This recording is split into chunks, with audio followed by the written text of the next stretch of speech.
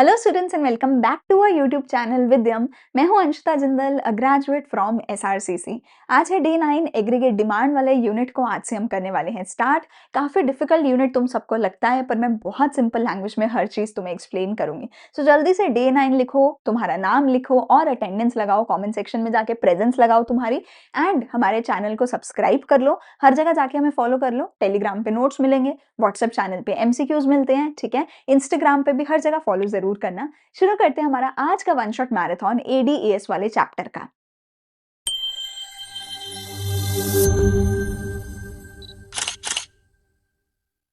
तो स्टार्ट करते हैं हमारे लेक्चर को, एडीएएस के चैप्टर को। देखो बेटा, मैं ना बिल्कुल बेसिक से तुम्हें पढ़ाऊंगी, ठीक है। मैं बिल्कुल इन डेप्थ जाके सारी चीजें समझाऊंगी, बिकॉज ये इंडियन को नहीं है कि रट्टा मार के चले जाओगे। एडीएएस में से, पूरी ही मैक्रो में से एंड स्पेशली इस यूनिट में से अंडरस्टैंडिंग बेस्ड क्वेश्चन आते हैं। तुम्हें ना समझना पड़ेगा ये चीज क्या है, इसका मतलब क्या है, ये क्यों है, कहाँ पे इसको कनेक्ट करना है, तभी जाके आंसर कर पाओगे, वरना रट्टा मार के नहीं कर पाओगे। तो मैं तुम्हें इन डेप्थ जाके बेसिक से सब कुछ समझाऊंगी, ठीक है। तो सबसे पहला पॉइंट आता है कि जो भी हम पढ़ने वाले हैं, ये जो भी थ्योरी है एडी की, एएस की, what ever these three chapters, this unit, what ever this chapter is, वो सारी थ्योरी हम किसके कहने पे, किसके देने पे पढ़ रहे हैं? मिस्टर कीन्स के।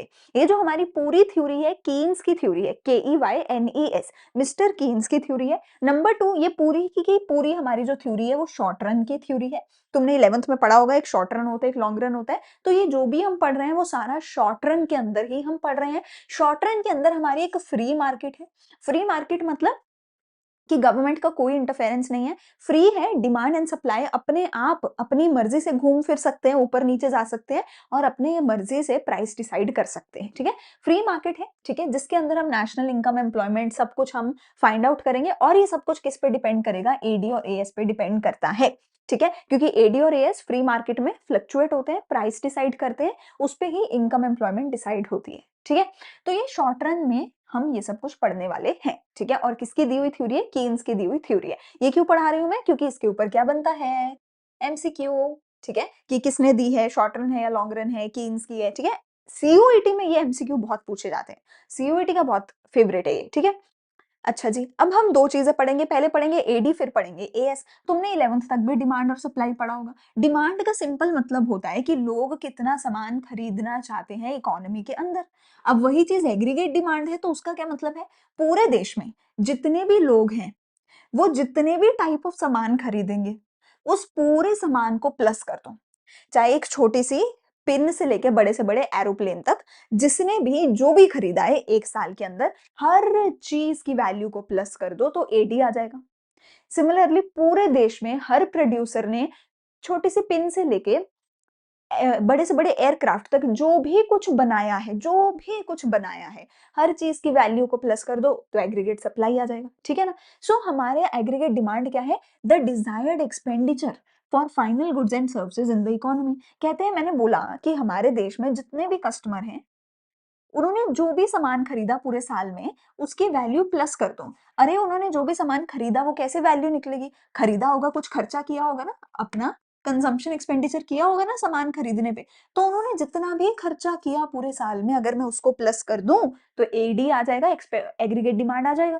क्योंकि अगर तुम कोई चीज खरीद रहे हो, पैसे दे के ही तो खरीदा होगा, बार्टर सिस्टम तो चलता नहीं है। तो जितना सामान खरीदने पे खर्चा किया, अगर वो सारा खर्चा प्लस कर दूं तो एडी आ जाएगा। खर्चा कौन कौन कर सकता है? खर्चा 4 लोग कर सकते हैं। या तो हाउस होल्ड करेगा पेट पालने के लिए, कंजम्पशन एक्सपेंडिचर, या तो बिजनेसमैन करेगा बिजनेस चलाने के लिए, इन्वेस्टमेंट एक्सपेंडिचर, या तो सरकार करेगी सरकार को चलाने के लिए, गवर्नमेंट एक्सपेंडिचर, या फिर फॉरेनर्स करेंगे, नेट एक्सपोर्ट।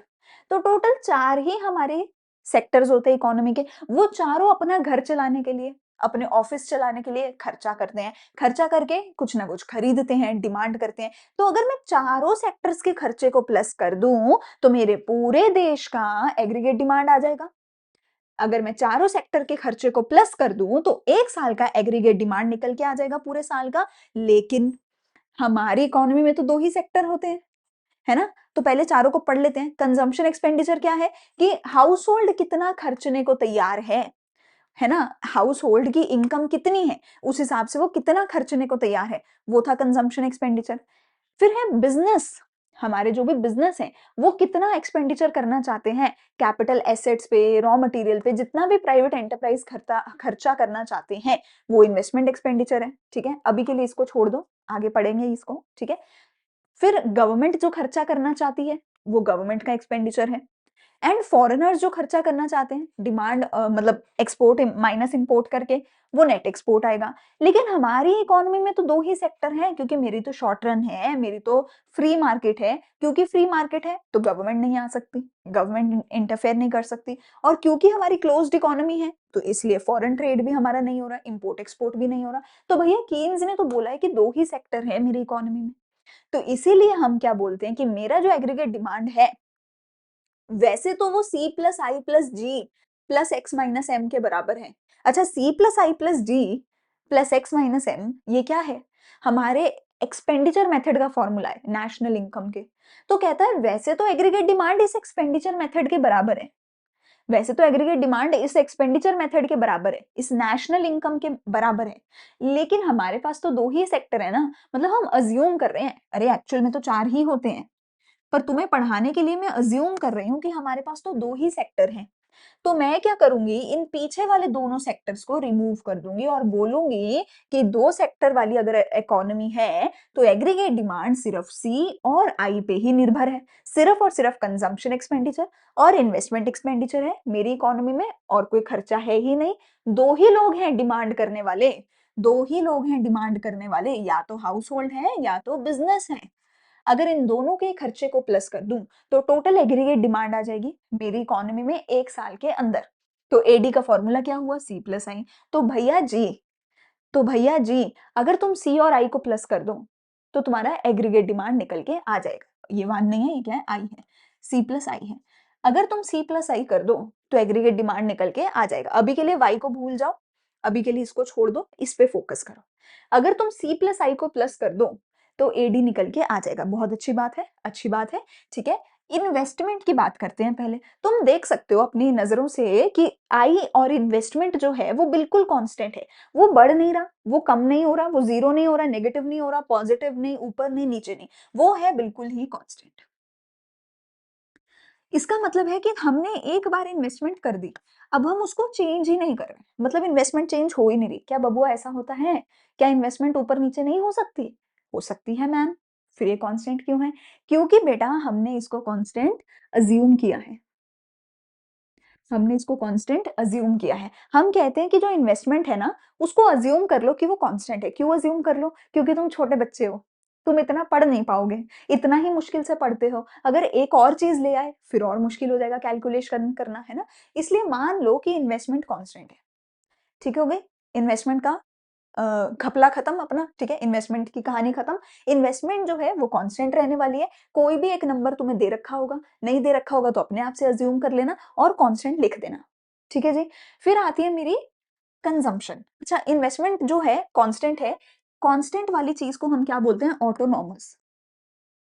कांस्टेंट की जगह ही, मतलब कांस्टेंट वर्ड मुझे अच्छा नहीं लग रहा था, तो मैंने सोचा थोड़ा फैंसी नाम दे देती हूँ। तो मैंने क्या नाम दिया कि इन्वेस्टमेंट ऑटोनॉमस है। ऑटोनॉमस मतलब इन्वेस्टमेंट कांस्टेंट है। फिर आती है मेरी कंजम्पशन। कंजम्पशन तुम देखो, कंजम्पशन शुरू से ही पॉजिटिव है। तुम देखो कंजम्पशन कभी नेगेटिव नहीं है, कंजम्पशन कभी जीरो नहीं है। कंजम्पशन शुरू ही पॉजिटिव से हो रही है और फिर बढ़ती जा रही है, बढ़ती जा रही है, बढ़ती जा रही है, बढ़ती जा रही है, ठीक है ना? अच्छा जी, तीसरी चीज तुम देखो, C प्लस आई कर रहे हो तो एडी निकल रहा है, 20 + 20 40, ये करो तो ऐसे अगला, ठीक है ना? कि इन दोनों को प्लस करते जाओगे तो ये निकलता जाएगा, तो C प्लस आई करते जाओगे तो एडी निकलता जाएगा, ठीक है जी? लेकिन C के बारे में थोड़ी सी बातें करते हैं। C जो है वो नेगेटिव नहीं हो सकता। सी क्या है? कंजम्पशन, हाउस होल्ड की फाइनल कंजम्पशन एक्सपेंडिचर, है ना? वो नेगेटिव नहीं है, जीरो नहीं है, वो सीधा पॉजिटिव है। अरे कंजम्पशन कभी नेगेटिव में हो सकती है? कंजम्पशन नेगेटिव का मतलब हुआ कि तुम पैसा भी दे के आ रहे हो और सामान भी दे के आ रहे हो, यही मतलब हुआ। ऐसा तो नहीं है। अगर पैसा दे के आते हो, बदले में 20 रुपए का सामान लेके आते हो, पैसा दे के आते हो, 25 रुपए का सामान लेके आते हो, 35 रुपए का सामान लेके आते हो, तो कंजम्पशन नेगेटिव तो नहीं हो सकती। क्या कंजम्पशन कभी जीरो हो सकती है? कि तुम कुछ खर्चा कर ही नहीं रहे। क्या तुम्हारी ज़िंदगी में एक भी दिन ऐसा गया है जिस जिस दिन तुमने खर्चा ना किया हो? नहीं है। भाई तुम पानी पी रहे हो, बिजली का इस्तेमाल कर रहे हो, आने-जाने के लिए कुछ ना कुछ खर्चा होता है, रोटी का खर्चा होता है। एक भी दिन, पूरा दिन भूखे नहीं मरे हो गए, है ना? अगर व्रत भी रखते हो, तो उस दिन भी बिजली का, किसी न किसी चीज़ का इस्तेमाल कर रहे हो। तो कोई भी दिन हमारी ज़िंदगी का ऐसा नहीं जाता, जब हम खर्चा नहीं करते। अगर गरीब से गरीब इंसान भी है, तो भी ज़िंदा रहने के लिए बेसिक खर्चा करता है रोटी का, पानी का, कपड़ा, मकान, है ना? रोटी, कपड़ा, मकान। तो क्योंकि ज़िंदा रहने के लिए बेसिक खर्चा करना पड़ता है, तो कंज़म्पशन कभी ज़ीरो नहीं हो सकती।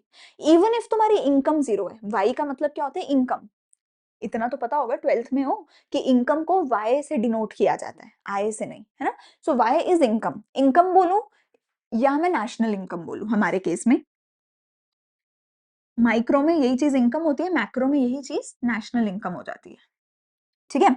सो अगर मैं देखूँ, जब मेरी इनकम ज़ीरो है, जब मैं कुछ कमा ही नहीं रही, मेरी जेबें खाली हैं, फिर भी मैं खर्चा तो कर रही हूँ। अरे! खर्चा कहाँ से करूँगी अगर कमा ही नहीं रही? क्यों भाई, सेविंग नहीं है मेरे पास? बाप-दादा कुछ तो छोड़ के गए होंगे मेरे लिए, या खुद ने कुछ तो सेविंग करी होगी। तो कहते हैं कि जब हम नहीं कमा रहे, जब हम अर्न नहीं कर रहे, तब भी खर्चा तो कर रहे हैं पेट पालने के लिए, अपनी जेब से ना करें। बाप-दादा छोड़कर गए होंगे, कुछ तो सेविंग होगी मेरी, तो उस सेविंग में से खर्चा करेंगे, पर खर्चा करेंगे वरना मर जाएँगे। तो ज़िंदा रहने के लिए सेविंग्स में से खर्चा करेंगे। Even if income is zero, consumption can never be zero. क्या बोला? Even if income is zero, consumption of household, है ना? Can never be zero. तो जब ज़ीरो इनकम है, उस टाइम सेविंग में से खर्चा करते हो, पर खर्चा करते हो। फिर जैसे-जैसे इनकम बढ़ती चली जाती है, तो तुम खुश होते चले जाते हो। फिर तुम पापा की परी बन जाते हो। फिर तुम खर्चे बढ़ाने लग जाते हो, तुम्हारी ज़रूरतें बढ़ने लग जाती हैं। फिर खाना खाना है, अच्छा खाना, और अच्छा, और अच्छा, और अच्छा। तो इनकम बढ़ती जाएगी, खर्चे बढ़ते जाएँगे, पर इनकम ज़ीरो भी हो जाएगी, तो भी बेसिक खर्चा तो होगा। मतलब कि अगर इनकम ज़ीरो है, तो तुम्हारा ₹20 का फिक्स्ड खर्चा होगा, फिक्स्ड ₹20 का। और अगर क्योंकि ये फिक्स है, तो इसका नाम भी क्या है? ऑटोनॉमस है।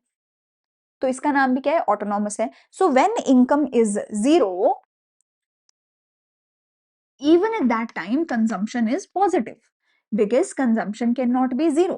पर जब इनकम जीरो है, उस टाइम जो बेसिक खर्चा कर रहे हो जिंदा रहने के लिए, वो खर्चा फिक्स होगा। और इसीलिए इस वाले खर्चे को हम क्या बोलते हैं? सी बार। इस वाले खर्चे को क्या बोलते हैं? सी बार। और इसका नाम क्या होता है? Autonomous consumption expenditure. Autonomous consumption expenditure. इसके बाद वाले जितने भी होते हैं, इसके बाद वाले जितने भी होते हैं, जैसे ही मेरी इनकम पॉजिटिव में आ जाती है, तो मेरी कंजम्पशन बढ़ने लग जाती है, कंजम्पशन चेंज होने लग जाती है। तो इसके बाद वाली जितनी भी कंजम्पशन होती है, इसका भी एक स्पेशल नाम है।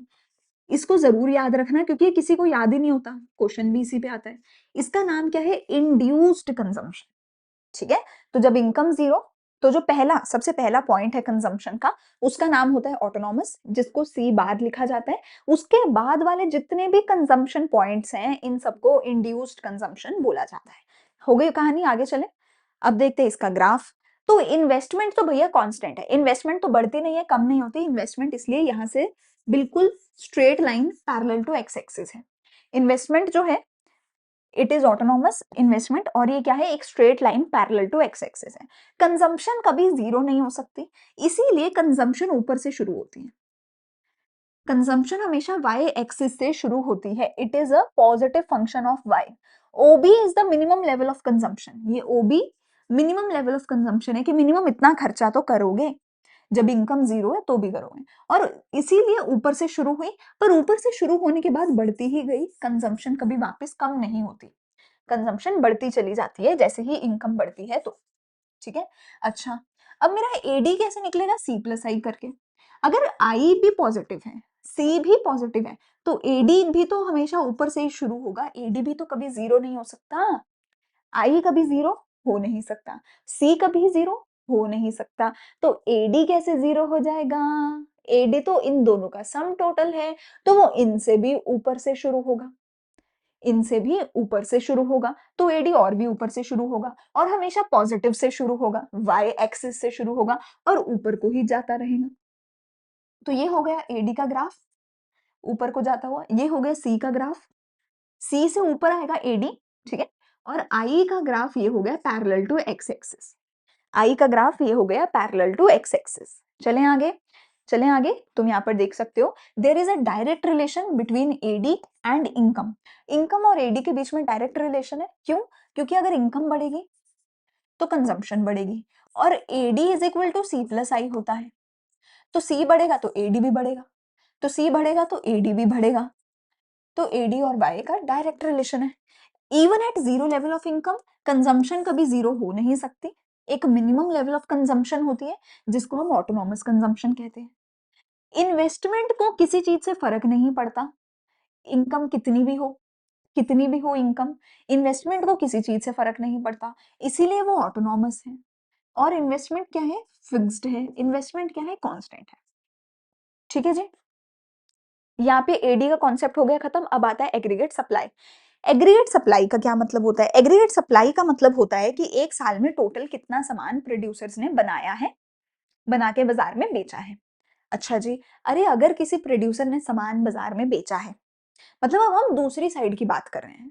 अभी तो एज अ कस्टमर बात कर रहे थे कि मैंने खर्चा किया, मेरी डिमांड हो गई, तो खर्चा प्लस कर दिया, डिमांड आ गई। अब प्रोड्यूसर वाली साइड पे आ जाओ कि प्रोड्यूसर ने सामान बनाया, प्रोड्यूसर ने सामान बेचा, सामान बेच के प्रोड्यूसर को क्या मिला? पैसा, रोकड़ा मिला। तो प्रोड्यूसर की जेबें भर गई। तो प्रोड्यूसर की जेब का जाके टोटल कर लो, तो पता चल जाएगा सप्लाई कितनी हुई है। तो प्रोड्यूसर ने अपनी जेब में कितनी टोटल इनकम डाली है, प्रोड्यूसर ने एक साल में कितनी इनकम कमाई है, अगर उसका सम टोटल करती हूँ तो एग्रीगेट सप्लाई आ जाएगा। अगर उसका सम टोटल करती हूँ तो एग्रीगेट सप्लाई आ जाएगा। सो प्रोड्यूसर ने एक साल में कितनी इनकम कमाई है, वो क्या हुई? वो क्या हुई? नेशनल इनकम हुई। समझ आ रही है बात? ठीक है ना। तो sum total of goods and services produced in an economy during a certain period of time. ठीक है, और वो निकलेगी कैसे? नेशनल इनकम से। तो नेशनल इनकम यानी कि इनकम के बराबर होती है एग्रीगेट सप्लाई। तो जो मैं अभी तुम्हें ये वाई पढ़ा रही थी इतनी देर से, इसी वाई का दूसरा नाम क्या है? Aggregate supply. इसी वाई का दूसरा नाम क्या है? एग्रीगेट सप्लाई है। ठीक है ना। Aggregate supply is equal to Y. अच्छा, जो भी तुम्हारा पैसा तुम कमाते हो, जो भी इनकम तुम कमा के अपने घर लाते हो, तुम्हारे माँ बाप पैसा कमाते हैं, घर लेके आते हैं, उसका क्या करते हो? उससे या तो कंजम्पशन करते हो, है ना, बाजार में जाके खर्चा करते हो, कंजम्पशन करते हो, या फिर उस पैसे को सेव कर लेते हो। क्या कोई तीसरा काम कर सकते हो? नहीं कर सकते। या तो कंज्यूम करोगे या तो सेव करोगे। ठीक है ना। तो y is equal to C plus S. Aggregate supply या फिर y यानी कि income, it is equal to C plus S. अगर 1000 रुपए कमाया है, 750 खर्चा है, 250 बचाया है, तीसरा काम नहीं कर सकते। तो aggregate supply is equal to C plus S. इसके दो ही पार्ट्स हैं, सी और एस। सी और एस। सी वो वाला हिस्सा है जो तुमने खर्च दिया, एस वो वाला हिस्सा है जो तुमने सेव कर लिया टोटल इनकम में से। तो ये हुई वाई, ये हुई सी, ये हुई S. A S is equal to C plus S. So Y income is equal to aggregate supply is equal to C plus S. ठीक है, ये हमारा हो गया फॉर्मूला। अब ये सारी बातें मैं ऑलरेडी समझा चुकी हूँ तुम्हें कि इनकम पहले जीरो होती है, फिर बढ़ती है, बढ़ती है, बढ़ती है, बढ़ती है, बढ़ती चली जाती है। अबे ऐसे ही नहीं बढ़ती, काम करना पड़ता है तभी इनकम बढ़ती है। घर बैठे कोई पैसा नहीं देके जाता। सारी उम्र जीरो पे ही रह जाओगे, काम नहीं करोगे, पढ़ाई नहीं करोगे तो। इसलिए चुपचाप पढ़ लिया करो। ठीक है। ठीक है। तो इनकम पहले जीरो थी, फिर इनकम बढ़ने लग गई। इनकम चाहे जीरो हो जाए, कंजम्पशन कभी जीरो नहीं हो सकती। कंजम्पशन कभी जीरो नहीं हो सकती। So even if income is zero, consumption can never B zero. Eight this point जो कंजम्पशन है वो सी बार यानी कि वो ऑटोनॉमस कंजम्पशन होती है। ये तो मैंने पढ़ा ही दिया था। ठीक है ना। और ये भी मैंने बताया था कि एट दिस पॉइंट जो कंजम्पशन कर रहे हो वो इनकम में से तो नहीं कर रहे हो, क्योंकि इनकम तो है ही नहीं। तो वो कंजम्पशन कहाँ से कर रहे हो? जो भी बाप दादा छोड़ कर गए हैं तुम्हारे लिए, जो भी तुमने अपनी सेविंग कर रखी है, वो सेविंग में से कर रहे हो। तो अगर 20 रुपए खर्च किए, इनकम तो आई नहीं, तो 20 रुपए कहाँ से खर्च किए? सेविंग्स में से। तो सेविंग्स -20 हो गई। अगर 25 रुपए खर्च किए, ठीक है, अब देखो, जैसे ही इनकम बढ़ी, जैसे ही इनकम बढ़ी, तुमने अपना खर्चा बढ़ा दिया। Even though eight this point 10 रुपए की ही इनकम थी, पर फिर भी तुमने खर्चा बढ़ा दिया। ठीक है ना। सो अगर इनकम 10 रुपए है, खर्चा 25 रुपए है, तो बाकी का 15 रुपए कहाँ से आया होगा? सेविंग्स में से आया होगा, ठीक है ना? फिर तुम्हारी इनकम हो गई 20 रुपए और खर्चा भी तुमने 5 रुपए बढ़ा दिया। मतलब जो भी ये 10 रुपए की इनकम आ रही है, जो भी 10 रुपए की इनकम आ रही है, उसमें से 5 रुपए तुम सेव करते जा रहे हो, 5 रुपए और खर्च करते जा रहे हो। यहाँ 10 रुपए की इनकम आई, 5 रुपए खर्च किए एक्स्ट्रा और 5 रुपए एक्स्ट्रा सेव किए। फिर से 10 रुपए की इनकम आई, तो 5 रुपए एक्स्ट्रा खर्च किए, 5 रुपए से अपनी सेविंग्स बढ़ाई। फिर से 10 रुपए की इनकम आई, फिर से 5 रुपए खर्चे में डाल दिए, 5 रुपए सेविंग में डाल दिए, ठीक है ना? सो एवरी टाइम तुम्हारी इनकम आती जा रही है, उसमें से कुछ खर्च करते जा रहे हो, कुछ सेव करते जा रहे हो। जैसे ही अगर मैं शुरू से देखूं, अगर शुरू से देखूं तो शुरू में क्या हो रहा है? अगर मैं शुरू से देखूं तो शुरू में क्या हो रहा है? इनकम है 0। शुरू में देखूं तो क्या हो रहा है? इनकम है 0, कंजम्पशन है पॉजिटिव, सेविंग्स है नेगेटिव।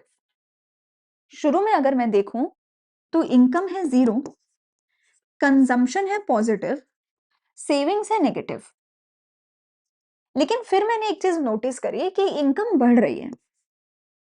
अच्छा, अगर इनकम बढ़ती है तो वो अपने साथ कंजम्पशन को भी लेके बढ़ती है, सेविंग्स को भी लेके बढ़ती है, ठीक है?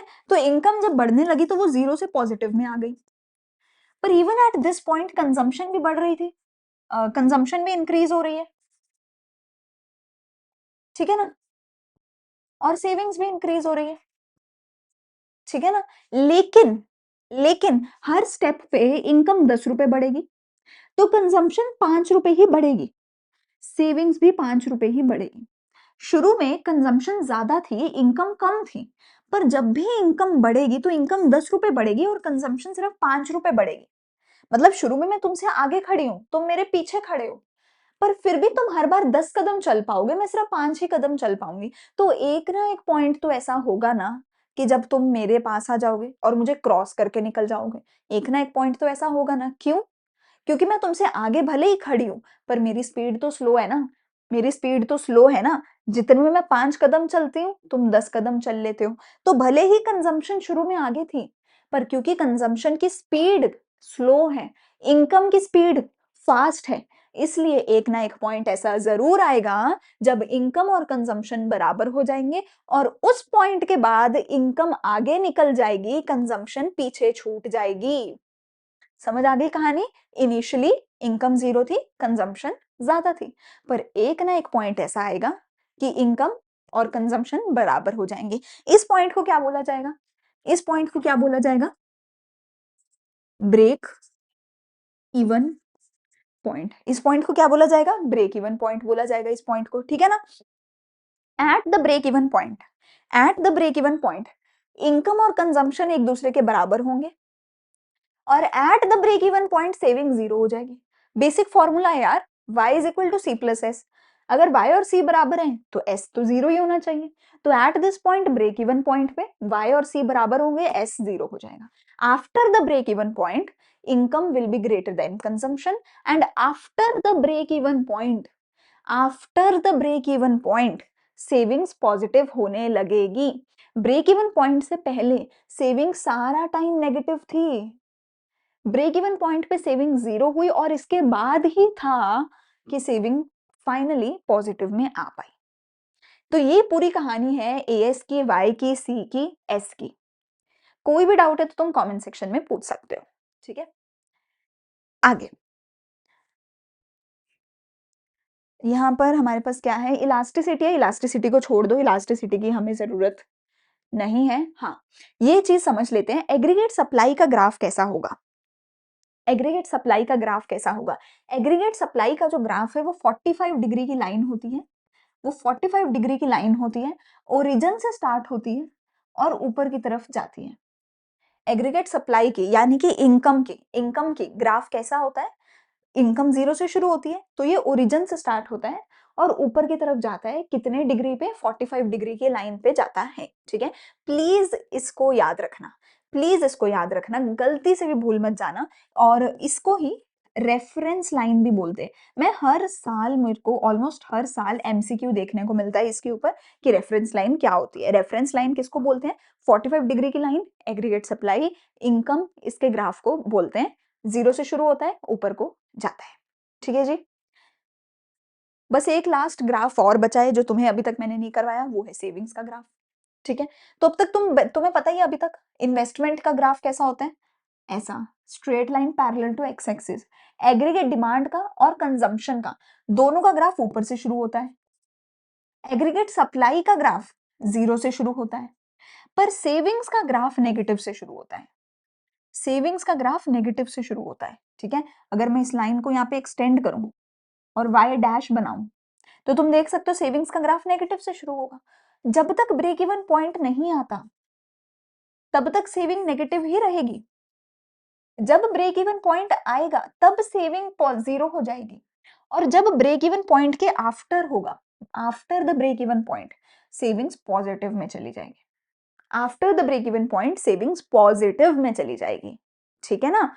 सो C is a positive function of y, मतलब C जो है y एक्सिस से शुरू होता है, पॉजिटिव रहता है। OB is the minimum level of consumption, ये मिनिमम लेवल ऑफ कंजम्पशन है, C बार है ना, autonomous consumption. F is the break even point, यहाँ पे F जो है वो ब्रेक इवन पॉइंट है जहां पर सप्लाई यानी कि इनकम और कंजम्पशन बराबर हो रहे हैं। ठीक है? कंजम्पशन और इनकम बराबर है, इस पॉइंट पे S जो है वो 0 है। ठीक है? Any point prior to M, इस ब्रेक इवन पॉइंट से पहले सेविंग्स नेगेटिव है, ब्रेक इवन पॉइंट पे सेविंग 0 है, after the break even point savings positive है। S डैश रिप्रेजेंट सेविंग, मतलब ये सेविंग्स का ग्राफ है, ऐसा बोला गया है। ठीक है? चलो, what is consumption expenditure? Consumption expenditure क्या होता है? जितना भी हाउस होल्ड ने खर्चा किया सामान खरीदने पे, ये दो तरीके का हो सकता है, या तो ऑटोनॉमस या तो इंड्यूस्ड। ये मैंने आपको बता ही दिया है, ये मैंने आपको बता ही दिया है, कहाँ गया ये रहा। जो भी मेरा फर्स्ट यूनिट है, जब इनकम 0 है उस टाइम पे जो खर्चा है वो सी बार है, उसको ऑटोनॉमस बोला जाएगा। इनकम के बढ़ने पे जितना भी कंजम्पशन तुम कर रहे हो उसको इंड्यूस्ड कंजम्पशन बोला जाएगा, उसको इंड्यूस्ड कंजम्पशन बोला जाएगा। ठीक है? तो ऑटोनॉमस कंजम्पशन कौन सी है? जब 0 लेवल ऑफ इनकम है, सी बार से इसको रिप्रेजेंट किया जाता है, और जो कि इनकम के बढ़ने के साथ साथ बढ़े, और जो कि हमेशा इनकम के बढ़ने के साथ साथ बढ़े, इनकम पे डिपेंडेंट हो, वो इंड्यूस्ड कंजम्पशन कहलाती है। अब कंजम्पशन का हमारे पास एक प्रोपेंसिटी टू कंज्यूम हम पढ़ते हैं। प्रोपेंसिटी टू कंज्यूम का सिंपल मतलब क्या होता है? प्रोपेंसिटी का सिंपल मतलब क्या होता है? बिहेवियर।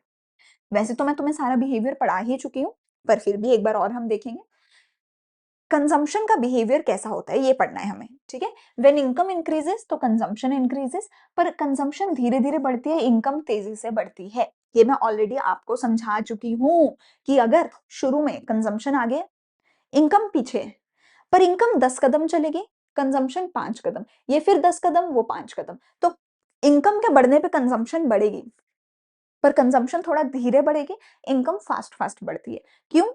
ऐसा क्यों होता है? क्योंकि इनकम जब भी बढ़ती है तो वो अपने में थोड़ा सा तो कंजम्पशन बढ़ाती है और थोड़ा सा सेविंग्स बढ़ाती है। ठीक है? तो ये सारा कंजम्पशन की बात है। कंजम्पशन आप देख सकते हो, इनकम पहले 0 है, कंजम्पशन पॉजिटिव है जो कि ऑटोनॉमस है, ये सारे इंड्यूस्ड हैं। ठीक है? ग्राफ ऐसा है, ऊपर की तरफ जा रहा है। ठीक है? ये वाली ऑटोनॉमस है और ये पूरी की पूरी इंड्यूस्ड है। ठीक है? कुछ न्यूमेरिकल है आपके पास, न्यूमेरिकल मैं नहीं करवा रही हूँ, वो आप जो है अपने आप से कर सकते हो, पीडीएफ आपको टेलीग्राम पे मिल जाएगा। ठीक है? अब जो मेरा प्रोपेंसिटी टू कंज्यूम होता है, ये दो तरीके का हो सकता है। प्रोपेंसिटी टू कंज्यूम दो तरीके का हो सकता है, या तो आपके पास आएगा एवरेज प्रोपेंसिटी टू कंज्यूम, या फिर आपके पास आएगा मार्जिनल प्रोपेंसिटी टू कंज्यूम। ठीक है? या तो तुम्हारे पास आएगा APC, या तो तुम्हारे पास आएगा MPC। ठीक है? दोनों कुछ मतलब बहुत बड़ी चीज नहीं है, कोई तोप नहीं है। एक चीज याद रख लो, जब भी एवरेज है या मार्जिनल है, मतलब जब भी प्रोपेंसिटी है, ओके, सो डिनोमिनेटर में हमेशा y आएगा, डिनोमिनेटर में हमेशा y यानी कि इनकम आएगा, चाहे ये है चाहे ये है। न्यूमिनेटर में वो आएगा तुम जिसकी बात कर रहे हो, किसकी बात कर रहे हो? कंजम्पशन की, तो न्यूमिनेटर में आएगी यहाँ पे कंजम्पशन।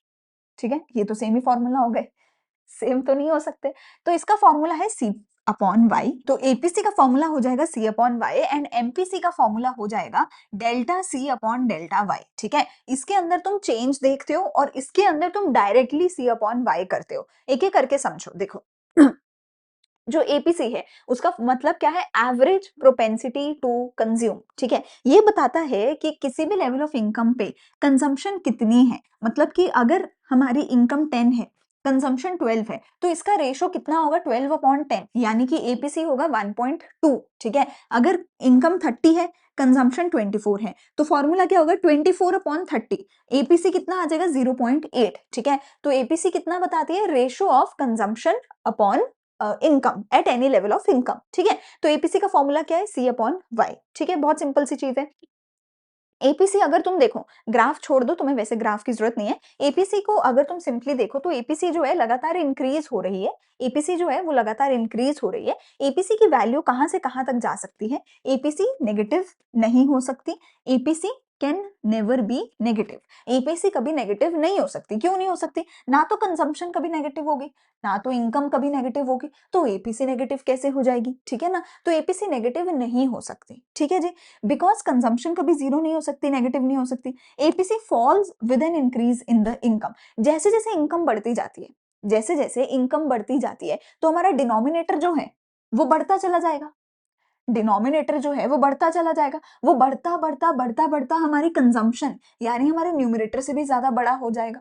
तो एपीसी जो है लगातार फॉल करता रहेगा with an increase in the income. I think फिर ये ग्राफ तो उल्टा होना चाहिए, है ना, APC then should be lower, should be, अच्छा नहीं, दोनों चीजें इंक्रीज हो रही हैं, कंजम्पशन भी इंक्रीज हो रहा है, इनकम भी इंक्रीज हो रहा है, ठीक है, the graph should be like this only. But आप ग्राफ को छोड़ दो, आपको एपीसी एमपीसी किसी भी चीज के ग्राफ की करने की जरूरत नहीं है, आपको ग्राफ सिर्फ कंजम्पशन, इनकम, सेविंग, एडीएएस, है ना, इन्हीं चीजों का करना है, ये एपीसी एमपीसी का ग्राफ नहीं करना है। बस इसकी न्यूमेरिकल वैल्यू तुम्हें समझ आनी चाहिए कि एपीसी जो है वो कभी नेगेटिव नहीं हो सकता है, ठीक है, उससे बड़ा ही हमेशा एपीसी होगा। एपीसी इंफिनिटी हो सकता है, वन वन की लाइन में हो सकता है, जीरोस की लाइन में हो सकता है, 0 पॉइंट दिस, 0 पॉइंट दैट, पर एपीसी कभी भी नेगेटिव नहीं हो सकता, एपीसी कभी भी जीरो नहीं हो सकता, एपीसी कभी भी जीरो नहीं हो सकता, वो हमेशा पॉजिटिव तो रहेगा ही रहेगा, ठीक है, क्योंकि कंजम्पशन यानी कि जो हमारा न्यूमरेटर है वो कभी जीरो नहीं हो सकता। और जैसे जैसे एपीसी बढ़ता, इनकम बढ़ती जाती है, वैसे वैसे एपीसी गिरता जाता है, ठीक है। अगला मेरे पास आता है एमपीसी। एमपीसी क्या होता है, delta C upon delta Y, यानी कि मुझे कोई भी दो लेवल ऑफ कंजम्पशन लेनी पड़ेगी, उसको कोई भी दो लेवल ऑफ इनकम के साथ माइनस डिवाइड करना पड़ेगा, मतलब C2 minus C1 divided by Y2 minus Y1 करना पड़ेगा। सो मैं कोई भी दो लेवल उठा लेती हूँ, लेट्स से ये चारों उठा लेती हूँ, तो C2 माइनस C1, 24 माइनस 18 कितना हुआ, 6, 30 माइनस 20 यानी कि 10, तो 6/10 यानी कि 0.6। एमपीसी आप देख सकते हो हमेशा कांस्टेंट ही रहता है, एमपीएस भी ऐसे ही कांस्टेंट रहेगा, मैं समझाऊंगी। एमपीसी जो है लगातार वो हमेशा कांस्टेंट रहेगा, बिकॉज हमारी एक टेंडेंसी होती है कि जितनी भी हमारी इनकम है उसका एक फिक्स परसेंटेज ही हर महीने कंज्यूम करें, एक फिक्स परसेंटेज ही सेव करें। सो हम हमेशा एक सर्टेन परसेंटेज ही, कि अगर मेरी इनकम हमेशा 10 रुपए से बढ़ेगी, मैं हमेशा 6 रुपए खर्च करूंगी, हमेशा 4 रुपए सेव करूंगी, इसलिए जो एमपीसी है वो कांस्टेंट ही रहता है, ठीक है, एमपीसी जो है वो कांस्टेंट ही रहता है। पर एमपीसी की अगर मैं वैल्यूज की बात करूं तो एमपीसी जीरो हो सकता है, अगर when C does not increase with increase in Y, मतलब एमपीसी जीरो हो सकता है, एमपीसी 1 हो सकता है, एमपीसी लेस देन 1 भी हो सकता है, ठीक है, एमपीसी हमारा 0 और 1 के बीच में लाई कर सकता है, ठीक है, हाँ, ठीक है जी। तो एमपीसी जो है 0 और 1 के बीच में लाई कर सकता है। हमारे पास एक कंजम्पशन फंक्शन का फॉर्मूला आता है, वो क्या है, C is equals to A bar plus B into Y, C is equals to A bar plus B into Y. A bar की जगह कई बार तुम्हारी बुक्स में सी बार भी लिखा होगा, majorly most of the books में सी बार लिखा होता है, प्लस बी इंटू वाई। यहाँ पर तुम्हें पता है जो तुम्हारी सी है वो है टोटल कंजम्पशन, सी बार क्या है, ऑटोनॉमस कंजम्पशन, सी बार तो मैं शुरू से बताती आ रही हूँ, वाई क्या है, तुम्हारी इनकम, ये भी मैं बताती आ रही हूँ, बी है जो नई चीज आई है, बी का मतलब क्या होता है, एम पी सी, बी का मतलब क्या होता है, एम पी सी। अच्छा, इस फॉर्मूला को ना दिमाग में बिठा लेना, जितना अच्छे से बिठा लोगे उतना बेहतर रहोगे, क्योंकि इस पे सवाल बनेगा ही बनेगा, मतलब जो भी सवाल बनेगा, जो भी न्यूमेरिकल बनेगा, उसमें इसका यूज होता ही होता है मेजरली, ठीक है। तो फॉर्मूला क्या है, C is equal to C bar plus B Y. C क्या है, टोटल कंजम्पशन, सी बार क्या है, ऑटोनॉमस कंजम्पशन जो जीरो इनकम पे होती है, वाई क्या है, इनकम, बी क्या है, एनपीसी। ये फॉर्मूला क्या बताता है, ये फॉर्मूला बताता है कि मान लो इनकम जीरो है, ये फॉर्मूला कहता है कि मान लो इनकम जीरो है, तो ये वाली चीज तो जीरो हो गई। तो कंजम्पशन किसके बराबर होगी? ऑटोनॉमस कंजम्पशन के बराबर होगी। सिंपल सी बात है, अगर इनकम जीरो है तो ये तो जीरो हो जाएगा, तो कंजम्पशन ऑटोनॉमस के बराबर होगी, दैट्स इट। पर अगर इनकम पॉजिटिव है, अगर इनकम बढ़ रही है, तो यहाँ पर भी इनकम में कुछ वैल्यू होगी। तो कहता है जैसे ही इनकम बढ़ेगी उसके साथ कंजम्पशन भी बढ़ेगी कुछ सर्टेन अमाउंट से। कंजम्पशन कितनी बढ़ेगी? कंजम्पशन उतनी ही बढ़ेगी जितना तुम्हारा एमपीसी होगा। समझ रहे हो? मतलब अगर एमपीसी 0.6 है, यानी कि एमपीसी 60% है, तो यानी कि तुम्हारी इनकम जितनी भी होगी उसका 60% और एडिशनल तुम कंज्यूम करोगे over and above the autonomous consumption.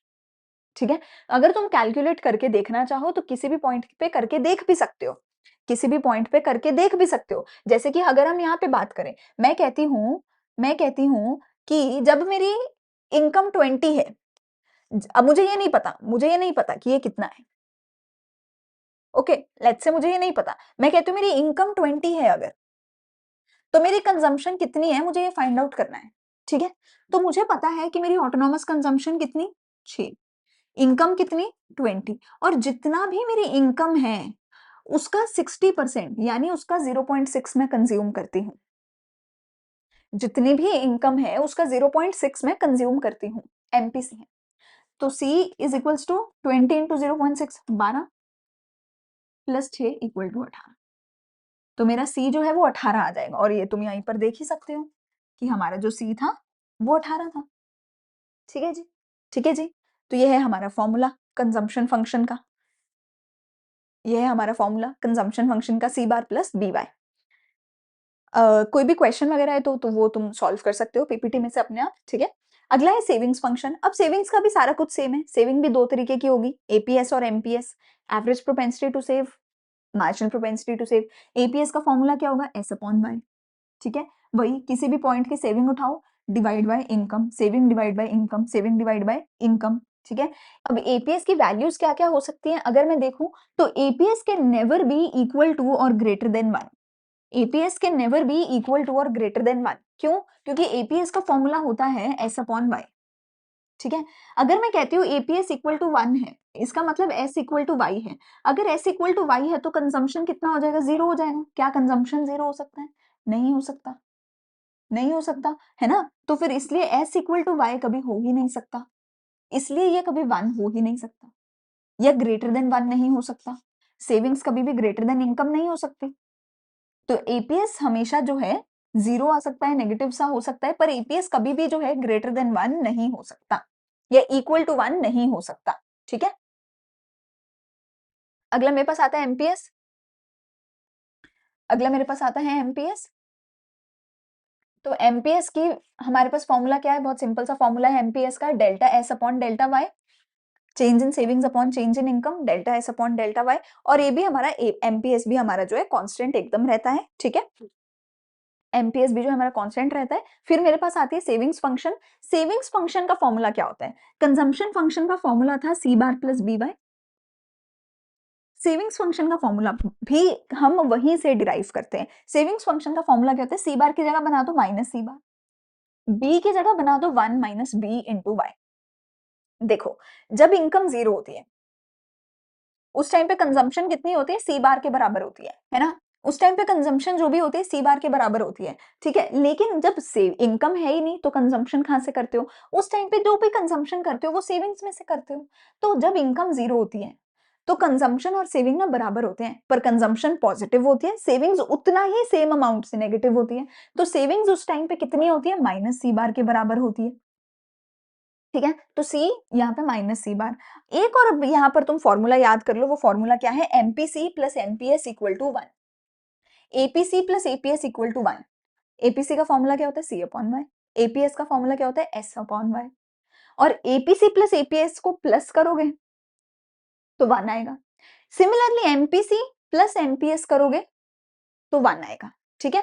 अब यहां पर देख लो भैया, अगर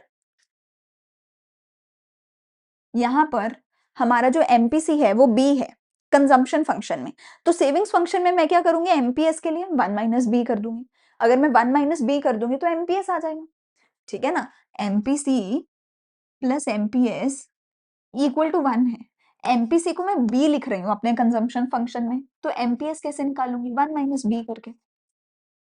तो सेविंग्स फंक्शन में मैंने 1 माइनस बी लिख दिया, वाई तो एज इट इज ही रहेगा। तो अगर मुझे कंजम्पशन निकालनी है किसी भी पॉइंट पे, मैं फॉर्मूला क्या लगाऊंगी? सी bar plus B into Y. पर अगर मुझे सेविंग्स निकालनी है किसी भी पॉइंट पे, तो मैं क्या करूंगी? Minus C bar plus 1 minus B. 1 minus B क्या है? एमपीएस है ना, into Y, multiply by Y. ठीक है, so minus C bar plus 1 minus MPC into Y. ठीक है, ये हमारे रिलेशनशिप्स तुम देख सकते हो कि जो एपीसी प्लस एपीएस है वो 1 हो सकता है, एमपीसी प्लस एमपीएस है वो 1 हो सकता है। मैंने यहाँ पे अलग अलग नंबर्स लेके वहां पे आपको अलग अलग वैल्यूज निकाल के दिखाई हुई हैं ताकि तुम्हें थोड़ा अंदाजा हो जाए। ठीक है जी, बस दैट्स इट। ये सारी चीजें मैंने करवा दी हैं। आगे कुछ एक न्यूमेरिकल्स आपको मिल जाएंगे, ये न्यूमेरिकल्स आप अपने आप से कर लेना। इसके बाद थोड़ा सा हमारे पास थ्योरेटिकल पोर्शन है, एक आध थ्योरी की चीज है, वो मैं जल्दी से आपको समझा देती हूँ। ठीक है, सो सबसे पहले मेरे पास आता है इन्वेस्टमेंट एक्सपेंडिचर। इन्वेस्टमेंट के बारे में थोड़ा सा, और फिर हमारा अनएम्प्लॉयमेंट के बारे में थोड़ा सा, तो 5 मिनट में ये थ्योरेटिकल पोर्शन कवर कर लेते हैं। तो सबसे पहले इन्वेस्टमेंट की अगर बात करें, तो इन्वेस्टमेंट हम किसी भी चीज में अगर करते हैं, हमारे पास कुछ पैसा होता है, हम अपने पैसे को कहीं पे इन्वेस्ट करते हैं। हम अपने पैसे को उस जगह पे इन्वेस्ट क्यों करते हैं? क्योंकि हमें वहां से कुछ रिटर्न मिल रहा होता है, राइट? तो जो भी हम इन्वेस्टमेंट करते हैं वो डिपेंड करता है मार्जिनल एफिशिएंसी ऑफ इन्वेस्टमेंट पे, expected profitability on additional investment. कहते हैं कि हमने जहां भी इन्वेस्टमेंट करनी है वहां से हम कुछ प्रॉफिटेबिलिटी एक्सपेक्ट कर रहे होंगे, कुछ तो प्रॉफिट एक्सपेक्ट कर रहे होंगे। जो भी प्रॉफिट हम एक्सपेक्ट कर रहे हैं उसको हम क्या बोलते हैं? Marginal efficiency of investment, M E I. जो भी प्रॉफिट हम एक्सपेक्ट कर रहे हैं, जो भी रिटर्न हम एक्सपेक्ट कर रहे हैं, उसको हम क्या बोल रहे हैं? Marginal efficiency of investment. अब इन्वेस्टमेंट करने के लिए तुम्हें कुछ कॉस्ट भी बियर करनी पड़ रही होगी, बोरो करने की। उस कॉस्ट ऑफ बोरोइंग को क्या बोलेंगे? Rate of interest.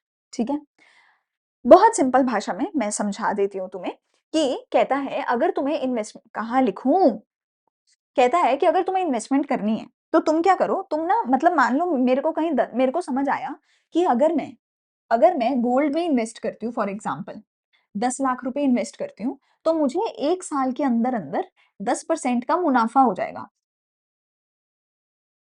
तो मैंने बोला यार ये तो बड़ी अच्छी बात है, 1 साल में 10% का प्रॉफिट हो जाएगा तो बहुत अच्छा लग रहा है। तो वो कहते हैं लाओ 10 लाख रुपए दो। मैं बोला, 10 लाख तो नहीं है मेरे पास, मैं 10 लाख कहाँ से लेकर आऊं इन्वेस्ट करने के लिए? तो वो कहते कि ना एक काम करो, तुम ना लोन ले लो 10 लाख रुपए का। तुम्हें लोन पे ना कुछ रेट ऑफ इंटरेस्ट भरना पड़ेगा। रेट ऑफ इंटरेस्ट चल रहा है लोन पे 6%। तो तुम 6% पे लोन ले लो और गोल्ड में इन्वेस्ट कर लो। ठीक है, तो 10% का रिटर्न मिलेगा। ठीक है, मतलब 10 लाख रुपए के ऊपर 10% का रिटर्न मिलेगा, 1 लाख रुपए। ठीक है, और उसमें से 6% यानी कि 60,000 तुम इंटरेस्ट पे कर देना। सीधा सीधा तुम्हारे पास प्रॉफिट बच जाएगा 4% का। समझ रहे हो? तो अगर तुम्हारा रेट ऑफ इंटरेस्ट कम है और तुम्हारा प्रॉफिट ज्यादा है, रिटर्न ज्यादा है, तो तुम लोन पे पैसा लेके पैसा इन्वेस्ट कर सकते हो। इधर 6% दिया, इधर से 10% लिया, बीच में 4% तुम्हारा प्रॉफिट। बैंक भी यही करते हैं, बेसिकली बैंक जो काम करते हैं वही बोला है। तो कहता है कि अगर तुम्हारा प्रॉफिटेबिलिटी यानी तुम्हारा MEI ग्रेटर है किससे? ग्रेटर है रेट ऑफ इंटरेस्ट से, तो तुम इन्वेस्टमेंट कर सकते हो, वरना तुम इन्वेस्टमेंट मत करो। सिंपल बात है। For investment to be profitable MEI should be greater than ROI। ठीक है, इतना सही कॉन्सेप्ट है और कुछ नहीं। इन्वेस्टमेंट दो तरीके की हो सकती है, या तो ऑटोनॉमस या तो इंड्यूस्ड, है ना? ऑटोनॉमस ही है हमारे केस में, तो क्योंकि हम अज्यूम कर रहे हैं कि हमारी इन्वेस्टमेंट कांस्टेंट है। ऑटोनॉमस क्या होती है? जो इनकम पे डिपेंड नहीं करती। इनकम कितनी भी है, हमारी इन्वेस्टमेंट फिक्स है। हमारे केस में ऑटोनॉमस है, हमने अज्यूम किया है कि फिक्स है।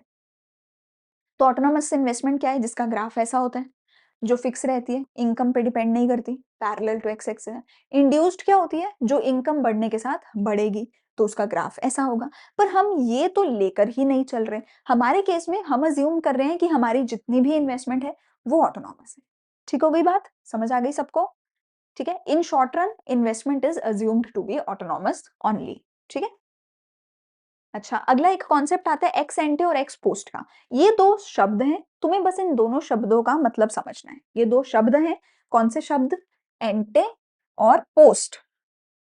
एक्स एंटे और एक्स पोस्ट। ठीक है, एंटे का मतलब होता है एंटीसिपेटेड, एंटे का मतलब होता है एंटिसिपेटेड, कि तुम कितना एंटिसिपेट कर रहे हो। एंटिसिपेट मतलब कितना फ्यूचर को तुम एडवांस में ही तुम फ्यूचर के अंदाजे लगा रहे हो। एंटिसिपेट मतलब आज ही फ्यूचर के बारे में कुछ अंदाजा लगा रहे हो, है ना? मतलब कि तुम फ्यूचर के बारे में प्लान कर रहे हो, ठीक है?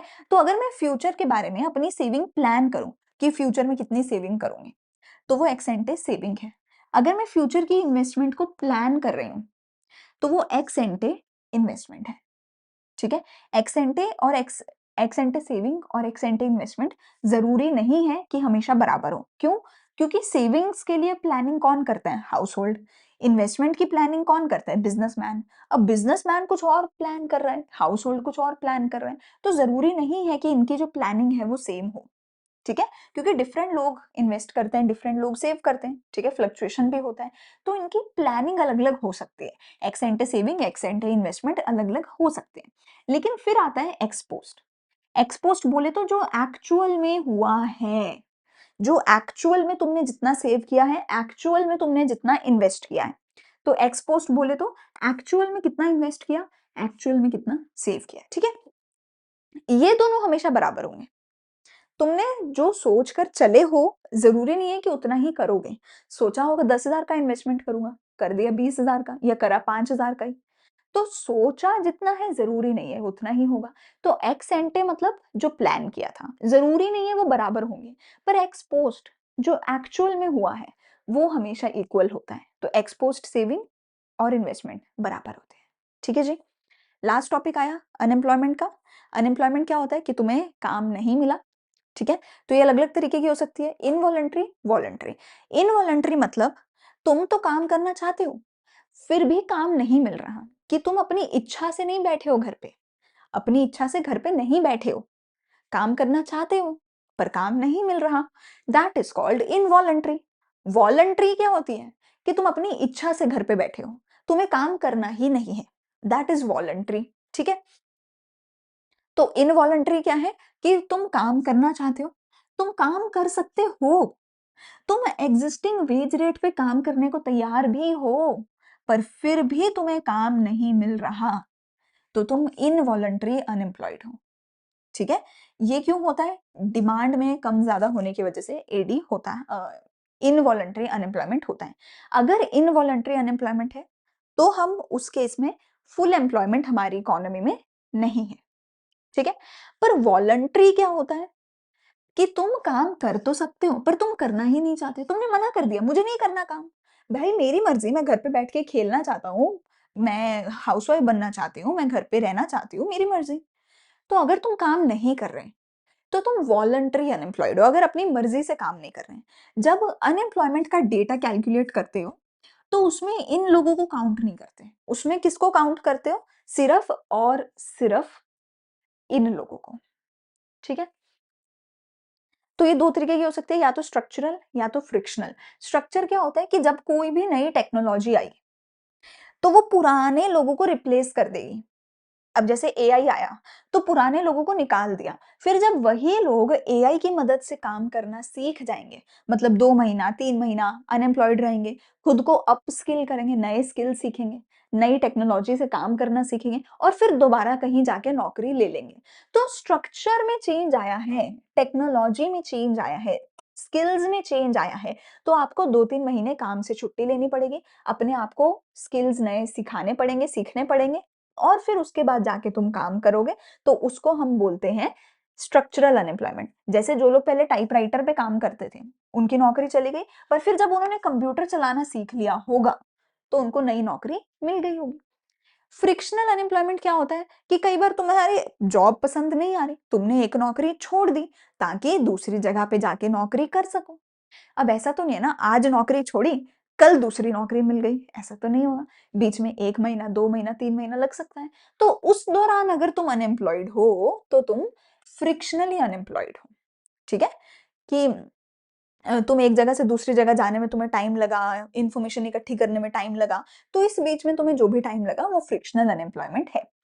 फुल एम्प्लॉयमेंट कैलकुलेट करने के लिए हमारे देश में कितने लोग काम कर रहे हैं, नहीं कर रहे हैं, वो कैलकुलेट करने के लिए हम सिर्फ़ इन्हीं लोगों को अनएम्प्लॉयड मानते हैं। ये तो अपनी मर्ज़ी से घर बैठे हैं, तो इनको अनएम्प्लॉयड हम नहीं मानते हैं। ठीक है?